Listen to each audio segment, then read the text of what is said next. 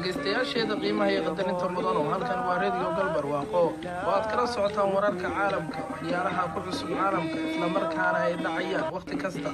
haddaba maanta waxaan ku soo bandhigi doonaa qaar ka mid ah agabkii la isticmaali jiray qarniyadii hore ee Soomaalida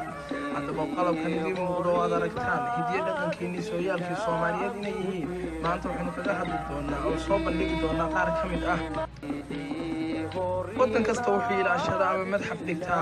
dhaqankiisii hore iyo sooyaalkiisii hore taariikhduna way qoraysaa balse dhaqanka Soomaaliyeed aad moodaysid inuu daaqadda ka sii baxayo ayaa wuxuu sahlayaa inaynu soo galaan dhaqamo kale oo laga soo waalidayo wadamo kale oo ajaanib ah haddaba channelka Galbarwaaqo wuxuu mar walba u heegan yahay siduu u soo bandhigi lahaa dhaqankeena hore ee Soomaaliyeed kala soco mar kasta goob kasta waqti kasta iyo meel kasta oo aad joogtaba channelkeena Radio Galbarwaaqo